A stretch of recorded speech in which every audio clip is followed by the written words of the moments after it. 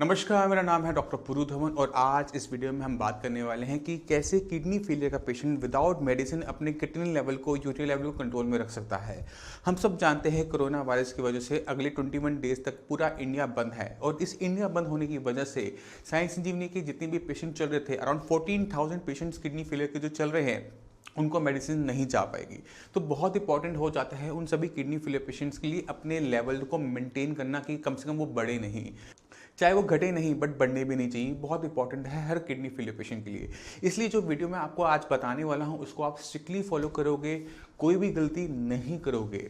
सबसे पहला काम आपने क्या करना है, अपनी डाइट में से चाय अगर आप पी रहे हो उसे पूरी तरह से निकाल दो। अब आप कह रहे हो कि डॉक्टर साहब तो नॉर्मली हमें चाय पीने के लिए कहते हैं कि आधा कप सुबह ले लो, आधा कप शाम ले लो, बट अब वो मना क्यों कर रहे हैं। चाय को समझने की कोशिश करना कि चाय जो होती है वो थोड़ी एसिडिक इन नेचर होती है। बॉडी के अंदर जब क्रिएटिनिन इकट्ठा हो रहा है, यूरिया इकट्ठा हो रहा है, तो एसिड भी इकट्ठा हो रहा है। इसी वजह से आपकी मेडिसिन के अंदर नोडोसिस सबोसिस करके सोडा नेट करके एक मेडिसिन जरूर चलाई जाती है जिसका काम यही होता है कि आपके ब्लड के अंदर एसिड इकट्ठा ना हो। इसी वजह से मैं आपको बता रहा हूँ कि आपने चाय का इंटेक नहीं करना, क्योंकि ये आपकी उस मेडिसिन के एंटी काम करती है। क्योंकि साई संजीवनी की मेडिसिन आपके पास अब नहीं अवेलेबल नहीं है, खत्म होने वाली है। तो हमने अपने लेवल को मेंटेन करने के लिए अपनी बॉडी के अंदर जो कंडीशन है उसको थोड़ा बेटर करना होगा। हमने अगले 21 दिन तक किसी भी टाइप की चाय का सेवन नहीं करना, कॉफी नहीं लेनी, कोई कोल्ड ड्रिंक नहीं पीनी। इस चीज़ को आप हमेशा माइंड में रखेंगे। कोई भी जूसेस आप लेना चाहते हैं आप बिल्कुल नहीं ले सकते। फ्रूट्स के अंदर सिट्रिक फ्रूट्स को पूरी तरह से बंद करके रखिए। आलू और जड़ वाली जितनी भी सब्जी हैं, आलू, शकंदी, अरबी, जिमीकंद, इनको पूरी तरह से आप बंद रखेंगे। दूसरी इंपॉर्टेंट चीज़ आप क्या करेंगे, आपकी जितनी भी मेडिसिन आती हैं तो साई संजीवनी में हर पेशेंट के अंदर एक मेडिसिन जो है कंपलसरी चलाई जाती है, वो है सोडियम बाइकार्बोनेट, जिसे नोडोसिस के नाम से आप जानते हो, सबोसिस के नाम से आप जानते हो, सोडा नेट के नाम से जानते हो। तो अपनी जो मेडिसिन है उनको निकालो और उनमें सोडियम बाइकार्बोनेट की जो टैबलेट है ये आपने लेते रहना है। ये बेकिंग सोडा की टैबलेट है, इसको किसी भी कीमत में आपने नहीं छोड़ना। अगर कोई पेशेंट से गलती से भी छोड़ता है तो उसको अपने लेवल क्रिएटिनिन के लेवल बहुत तेजी से बढ़ते देखने को मिल जाएंगे। ये एक वो मेडिसिन है जो किडनी के अंदर जो कंडीशन है उसे तेजी से खराब होने से रोकती है। जैसे मैंने आपको पहले बताया, जब बॉडी में क्रिएटिनिन इकट्ठा हो रहा है, यूरिया इकट्ठा हो रहा है, तो साथ में इकट्ठा हो रहा है एसिड। इस एसिड को न्यूट्रलाइज रखेंगे तो बॉडी के अंदर मेटाबॉलिक एसिडोसिस तैयार नहीं होगा, और मेटाबॉलिक एसिडोसिस अगर तैयार नहीं होगा तो किडनी तेजी से खराब नहीं होगी। तो अगले 21 दिन बाद जब आप टेस्ट करवाएंगे तो हो सकता है कि लेवल थोड़े से बढ़े हुए हों या बिल्कुल उसी लेवल पर हों, मगर आपको बहुत ज़्यादा बढ़े हुए नजर नहीं आएंगे।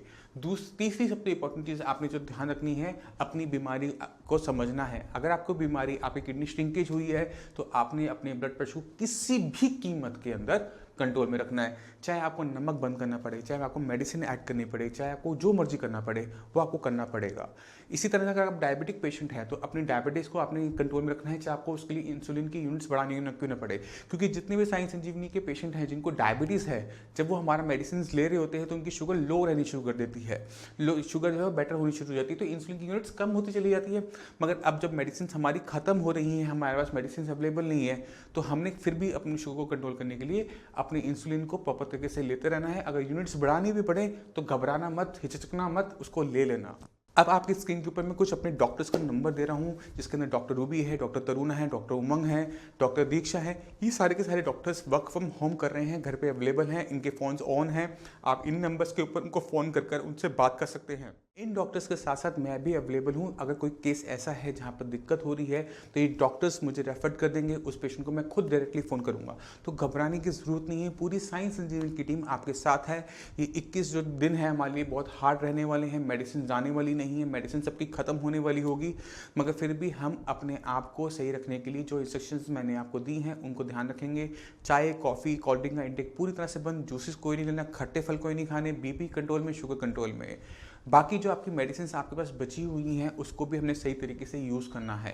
हम नहीं चाहते कि आपके लेवल बढ़े, तो हम क्या करेंगे, अपने लेवल्स को मेंटेन करने के लिए हम छोटा सा काम करेंगे कि अपनी जो मेडिसिन की डोसेज है उसे हाफ कर देंगे। यानी अगर हम के रिजुक्वात दिन में 3-3 चम्मच ले रहे थे 3 बार, उसको हम 1.5 चम्मच कर देंगे। हो सकता है हमारे क्रिएटिनिन लेवल हमें नीचे जाते हुए ना मिले, मेंटेन होते हुए मिले, बट हम इससे काम चला लेंगे अगले 21 दिन तक, जब तक मेडिसिन नहीं आती। उससे क्या होगा कि अगर आपके पास 7 दिन की मेडिसिन बची हुई है तो वो अराउंड 14 डेज चल जाएगी। तो जितनी भी आपकी मेडिसिन हैं उनको हाफ डोसेज में लेना शुरू कर दो। अगर आप KRF टैबलेट, डेवकल टैबलेट दिन में 2-2 गोली दिन में 3 बार ले रहे हो, उनको 1-1 गोली दिन में 3 बार कर दो, जिससे आपकी ड्यूरेशन लंबी हो जाए, आपके लेवल डाउन नहीं होंगे, हो सकता है आपके लेवल बढ़ेंगे नहीं मेडिसिन की कमी की वजह से, ये हम कर सकते हैं।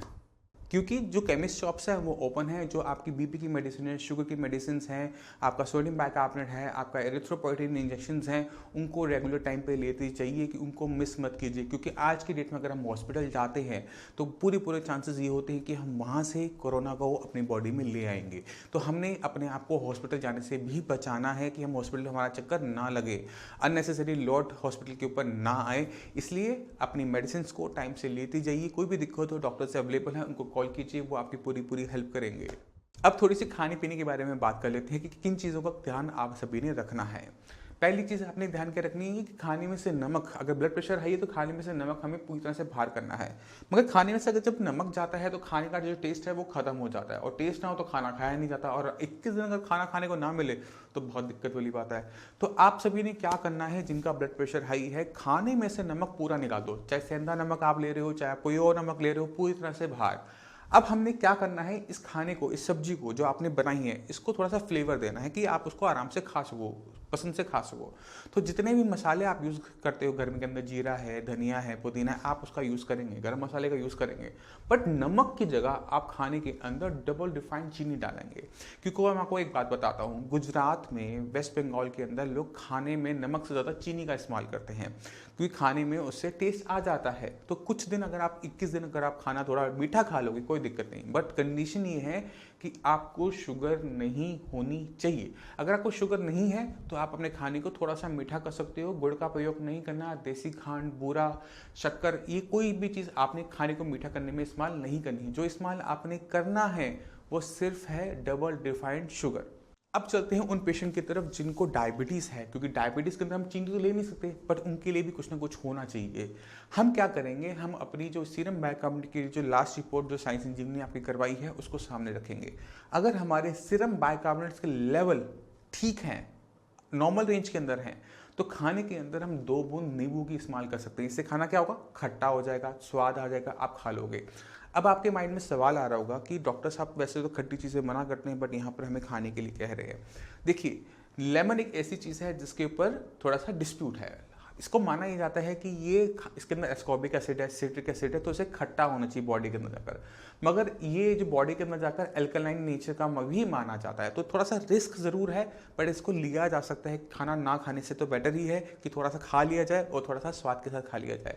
तो नमक अगर आपका बंद कर रहे हैं, बीपी आपका हाई है, डायबिटिक पेशेंट आप हैं, तो खाने के अंदर 2 बूंद नींबू की आप इस्तेमाल कर सकते हैं। बट शर्त क्या है कि सीरम बाइकार्बोनेट आपका लेवल के अंदर होना चाहिए, वो 22 से प्लस में होना चाहिए। अगर वो 22 से बिलो है तो आप इसका एक्सपेरिमेंट नहीं करेंगे, आप नींबू का प्रयोग नहीं करेंगे। जिन पेशेंट की पिछली सीरम बाइकार्बोनेट की रिपोर्ट्स के अंदर सीरम बाइकार्बोनेट कम आया है, वो अपनी सीरम बाइकार्बोनेट को बढ़ाने के लिए अपने नॉर्डोसिस को, सबोसिस को थोड़ा सा पंप कर देंगे, तो मतलब उसको थोड़ा सा अमाउंट में बढ़ा देंगे। जहां अगर आप 1 ग्राम की टैबलेट दिन में 3 बार ले रहे थे, वही टैबलेट आप दिन में 2-2 गोली दिन में 3 बार लेंगे। यानी पहले हम 1 ग्राम की टैबलेट दिन में 3 बार ले रहे थे, हमने उसे डबल कर दिया। अब इस डबल करने से फायदा क्या होगा कि हमारी बॉडी के अंदर जो सीरम बाइकार्बोनेट के लेवल बढ़ेंगे, और बॉडी के अंदर जो कंडीशन बनती है मेटाबॉलिक एसिडोसिस की, उसको हम कवर कर देंगे। क्योंकि 21 दिन तक हमारे टेस्ट भी नहीं हो सकते, क्योंकि लैब सारी बंद है, सब कुछ शट डाउन के अंदर है।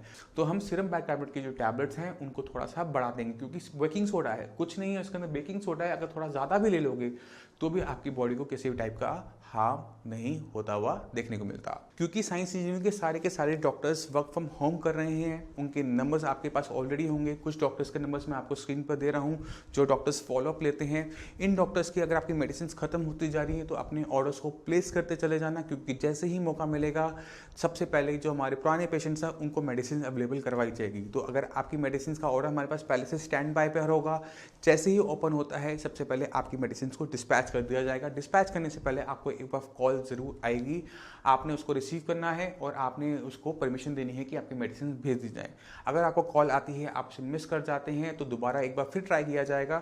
अगर दोनों बार कॉल मिस चली जाती हैं तो दोबारा उसको ट्राई नहीं किया जाएगा, क्योंकि बहुत लंबे पेशेंट्स की लिस्ट बनी हुई है आज की डेट में जिनको मेडिसिन हमने डिस्पैच करनी है, उनके घर पे भिजवानी है। तो आप सभी से रिक्वेस्ट है, अगर आपकी मेडिसिन खत्म हो रही हैं, खत्म होने वाली हैं, अगर आपको लगता है कि आपकी किस दिन में खत्म हो जाएगी, जो नंबर्स मैं आपको स्क्रीन पे दे रहा हूं उन नंबर पे कॉल कर डॉक्टर्स को अपनी परेशानी भी बताओ, अपनी मेडिसिन के ऑर्डर्स भी प्लेस कर दो, क्योंकि जैसे ही ओपन होगा ये रश इतना ज़्यादा होगा कि हमारे लिए भी बड़ा मुश्किल होगा अगले 15 दिन तक उसको संभालने के लिए। तो आपने अपने ऑर्डर प्लेस करोगे, जिससे जैसे जैसे ऑर्डर्स होंगे वैसे वैसे ही प्लेस होंगे, जिस नंबर में प्लेस आएंगे उसी नंबर में प्लेस होंगे। तो आपने इन चीज़ों का ध्यान रखना है।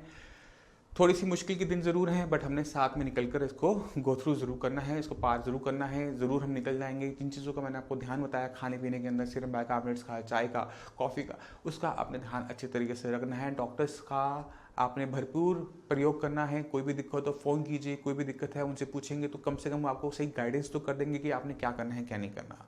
और इन 21 डेज़ में मैं कोशिश करूंगा कि किडनी से रिलेटेड और नई वीडियोस में आपको ला के देता रहूं, जिससे आप सभी अपने आप को, अपनी किडनी फेलियर की कंडीशन को और अपडेट कर सकें, अपनी नॉलेज को और अपडेट कर सकें, जिससे आपकी किडनी फेलियर की कंडीशन है वो पहले से बेटर कंट्रोल में बनी रहे।